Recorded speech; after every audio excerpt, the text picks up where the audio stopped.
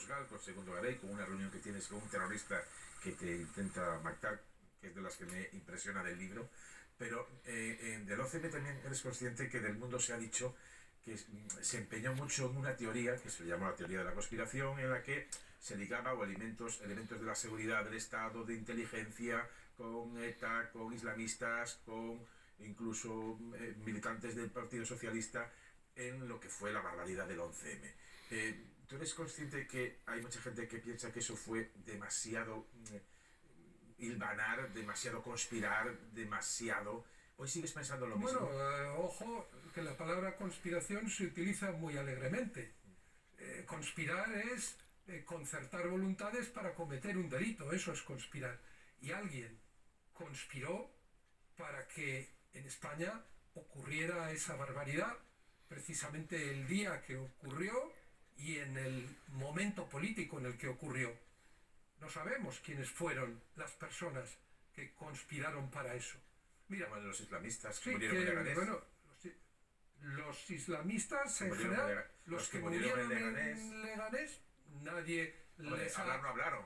Bueno, pero vamos, claro, Todos. pero ninguno de ellos tenía jerarquía, tenía rango, tenía entidad como para ser el cerebro de lo sucedido. Y nunca se le ha atribuido la condición de cerebro a ninguno para de esos. Daño no hace falta ser muy... Sí, pero vamos a ver. Simplemente la maldad hace falta. Primero, en este libro hablo muy poco de eso. Lo dejas para el siguiente. Porque claro, realmente los hechos ocurrieron en el 2004 y así como la investigación sobre los GAL duró 15 años, desde los primeros asesinatos hasta que se producen las primeras sentencias, transcurren 15 años. En el caso del 11M ya ha transcurrido más de ese tiempo y yo tengo la frustración de que buena parte de la sociedad española no conoce, bueno, en realidad nadie, sabemos lo que ocurrió con el detalle necesario tratándose de algo de esa envergadura. Cuando termine el siglo XXI, fíjate lo que te digo, estamos en 2021, cuando termine el siglo XXI estoy seguro de que si alguien dice cuáles son los 3 acontecimientos clave en la España del siglo, de toda la centuria, el 11M será una de ellas. Sí, pero... Y si no hemos conseguido averiguar más sobre lo sucedido de lo que sabemos ahora, pues las nuevas generaciones dirán que o los que perpetraron la masacre lo hicieron muy bien, o la policía, la justicia, los medios de comunicación lo hicimos muy mal. De todo es imposible saber todo, hasta del 23F, aunque yo personalmente creo que del 23F se sabe casi todo, y creo que del 11M, como hay una verdad judicial probada, creo que se sabe por lo menos bastante. Pero ya que no hablas mucho del 11M, lo vamos a dejar para la próxima entrevista dentro de 2 años cuando vuelvas a sacar el libro. El GAL antes. El GAL fue tu Watergate, la X era el Nixon del 73-74. Pero a ver, el GAL no fue mi Watergate, el GAL fue una trama. Bueno, ya, eso es evidente, pero también otro en una trama, pero digo, que tú la descubriste, digamos, si eso primero, fue... Vamos a ver, esa investigación no fue exclusivamente de un periódico, no fue exclusivamente del empeño de una persona, fue fundamental la labor de aquellos llamados fiscales indomables que se resistieron a cerrar los sumarios, de algunos jueces de la Audiencia Nacional, en un momento determinado, de una manera destacadísima, Baltasar Garzón.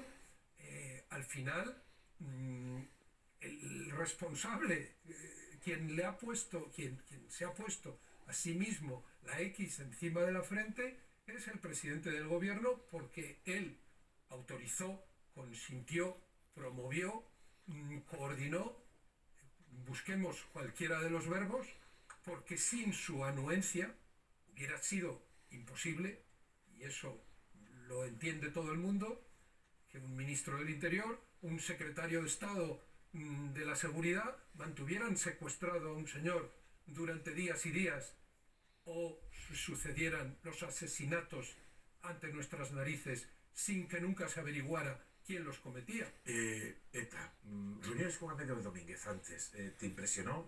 Lo narras en el libro perfectamente, no voy a hacer spoiler, pero ¿Tú qué sentías? Estabas hablando con alguien a los que habías destapado y denunciado por terrorismo de Estado. ¿Cómo es esa reunión?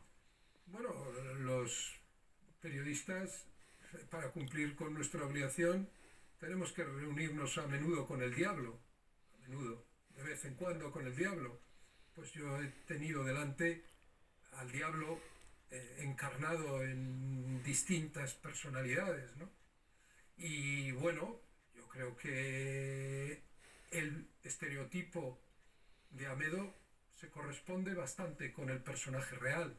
Era un policía echado para adelante que vio en aquella trama de terrorismo de Estado pues una oportunidad de medrar, de obtener beneficio y de sintonizar con una manera de entender la seguridad del Estado que era ilegal. Y Michel Domínguez era vicario Bueno, sí, Michel Domínguez estaba ahí porque sabía francés. Una cosa que me impresionó de las muchas del libro. A ti te intenta matar ETA.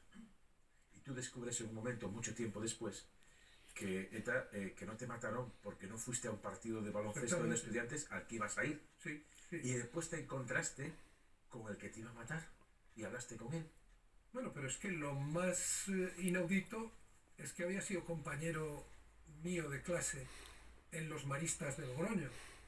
Y esa era la razón por la que dentro de la lista de objetivos que, como ellos decían, la organización, que les había mandado la organización, yo le decía, oye, o sea, que como tú me conocías del colegio... Y del coro.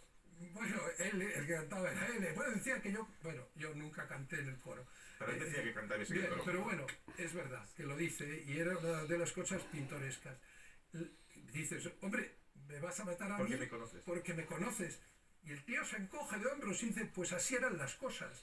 Pero eso demuestra mucho cómo era ese Eso mundo. es, bueno, la banalidad era del mal. La mafia y la secta juntas. Sí, y desde luego la inconsistencia de ese fanatismo de uno de origen portugués, que yo decía, pero ¿a qué colegio fuiste tú? Porque a mí yo no debió ser el mismo, ¿no? Pero claro, ojo, era el piso franco que tenían en la calle Carranza los más malos entre los malos. O sea, ahí estaba Juana Chaos, ahí estaba la Mercedes Galdós, ahí estaba Troitiño y el que acompañó a Suárez Gamboa al partido con la bomba preparada era Esteban Nieto. Y eran dos granadas unidas por un sedal que la iban a poner en la rueda del coche. Del tuyo. Claro. Y tú nunca fuiste a ese partido. Pero yo no fui a ese partido. Por eso estás aquí. Pues por eso estoy aquí, por eso nació el mundo y por eso ha nacido el español. Pues nos alegramos además muchísimo, de mis hijos biológicos. Muchísimo de ello. Dos preguntas si puedo, y le cedo el turno a los compañeros que te van a preguntar. El rey Sabino. La primera crítica en España, ¿tú presumes de ello al rey? No, yo no presumo. Bueno, pero no digo que por lo menos es algo de lo que se puede presumir. Es decir, quitar el velo para que veamos que el rey está desnudo es una labor encomiable para un periodista. Tú eres el primero que hace en España. Empiezan ahí tus problemas. Luego tuviste mucha relación con Sabino. ¿Empezaron ahí tus problemas con el rey Juan Carlos? Bueno, esas primeras críticas. Sí, es decir, es el verano del año 90 cuando se produce la invasión de Kuwait y mientras la diplomacia internacional se moviliza, pues Juan Carlos sigue con su plan de verano de aristocracia, de bitácora y de pues todo aquel mundo de papel cuché, ligues y demás.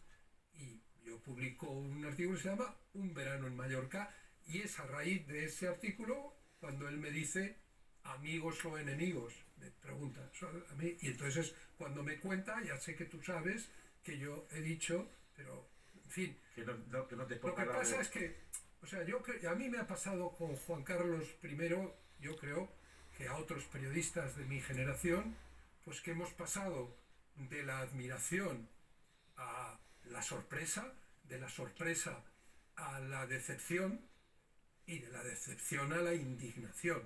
Y allí, en mi caso, hay un hito que llega muy poco después, también en el diario El Mundo, que es cuando descubrimos y publicamos que había un decreto en el Boletín Oficial del Estado con la firma del rey.